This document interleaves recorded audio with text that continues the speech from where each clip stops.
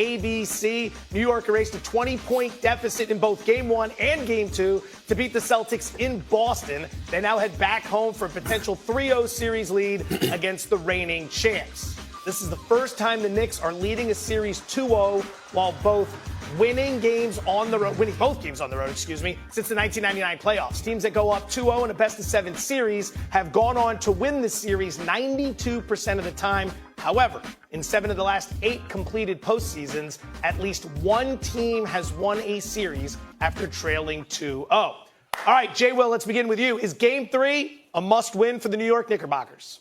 You're damn right it is. Listen, you don't play with your food when you're going against a team with the best offensive rating in NBA history. It's 123.2 rating. And look, 2 of the games, they've been down 20.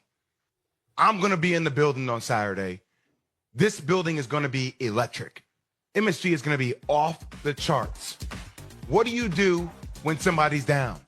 You keep them down. And S.A., Wendy, you both know this personally. Shooters shoot. What's the last thing you want shooters to see?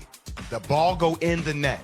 You don't want them to find their rhythm, because if the Celtics find their rhythm, all the pressure will then be back on New York because the Celtics will have found their jump shot.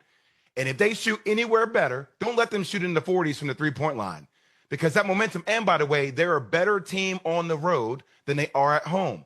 33-8 on the road this season, which set a franchise record for the Boston Celtics. So them coming into that building, knowing all the history, playing at this level when the crowd's going to be electric, if they shoot the lights out of the ball, all that momentum is going to swing back towards Boston.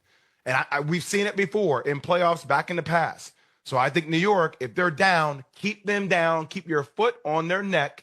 And if you get Game 3, then that pressure just goes all towards Boston. Because people don't really believe that the Knicks fans believe it. But everybody else who follows basketball, you're just waiting for the Boston Celtics to find their rhythm, because you know this is not the team we've seen them be throughout the course of the regular season. Well, you're looking at the New York Knicks. I mean, one can make the argument, just make sure you walk away with at least one victory and you go back to Boston for Game 5, up 3-1. But I'm with you, Jay. I'm of the mindset that you got to win Game 3.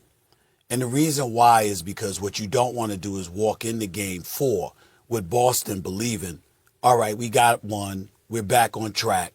Let's close this out now and tie this series up and reclaim home court advantage. You don't want that to happen. That's a disaster for the New York Knicks. The Boston Celtics are 33-8 on the road.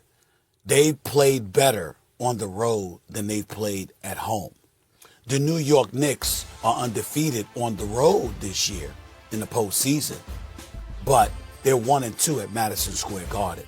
So I'm looking at it and I'm saying, I don't expect Jason Tatum to continue to struggle. I don't expect Jaylen Brown to continue to struggle. I don't expect the Boston Celtics collectively to continue to struggle. That means the New York Knicks are going to have to up their game and be prepared to play a hell of a lot better than we've seen even them play. Can we anticipate and expect the Boston Celtics to go 8 minutes plus in the fourth quarter without a field goal, missing 13 consecutive shots? I don't think we can expect that. So these are the kind of things that I'm looking at. These are the champions, and they're not giving it to you. You're going to have to go and take it. And that's what I think the New York Knicks need to be prepared to do.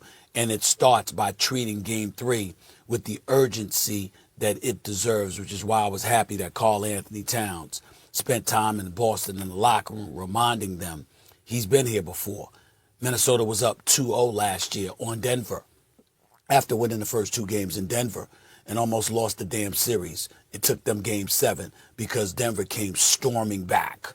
You don't want to find yourself in that position if you're the New York Knicks, because these are the champions that we're talking about here. And I'm not sleeping on them one bit. I'm still worried about Boston. I'm glad you brought up what Karl said, because there's a lot of guys in that Knicks locker room. This team has not done this together before. It's a very experienced team, actually. When you talk about Karl Towns, who was up 2-0 in a playoff series last year in Minnesota, where they won both games in Denver, then came home and lost Games 3 and 4. He was immediately talking to his teammates about that. You got Mikal Bridges, who's a veteran of multiple long playoff runs with Phoenix, including going to the finals. You got PJ Tucker over there. And I know PJ Tucker has not got a big role.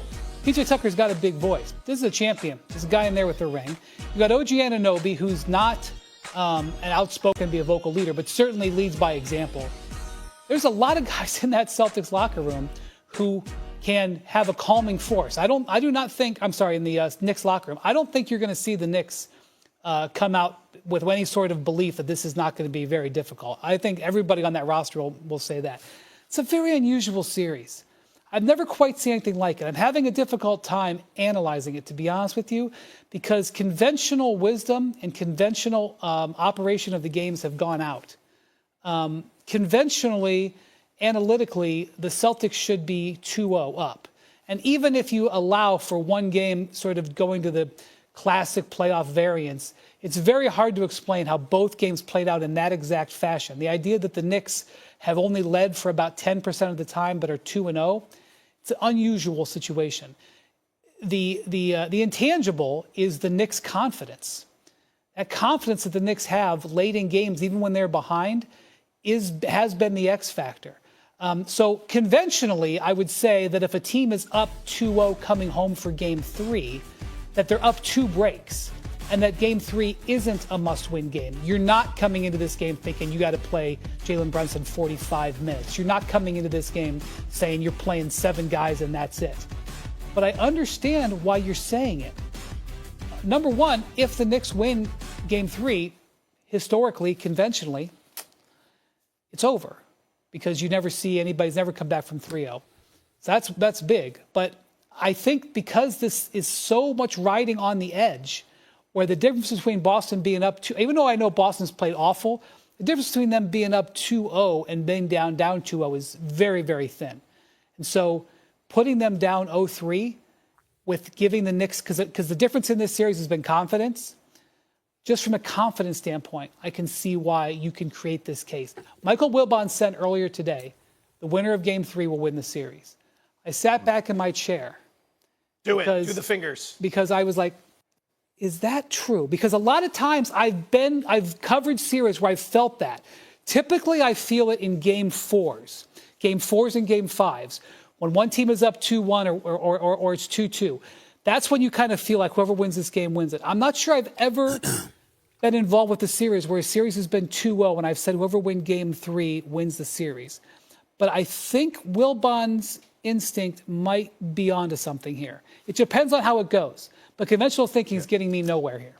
But Wendy, I would say to you that I think also another intangible is the lack there of confidence for Boston. Like right now as a player, when you're in these games and you're getting wide open looks and the ball is not going in, you start conversations with yourself.